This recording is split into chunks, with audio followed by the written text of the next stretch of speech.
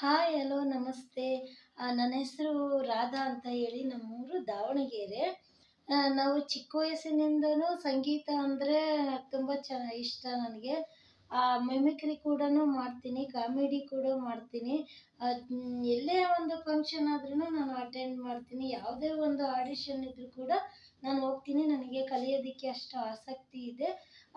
ಮೊನ್ನೆ ಶಿವಮೊಗ್ಗದಲ್ಲಿ ನಾನು ಪೌರಾಣಿಕ ಧಾರಾವಾಹಿಗೆ ಜೀ ಕನ್ನಡದಲ್ಲಿ ಭಾಗವಹಿಸಿದ್ದೀನಿ.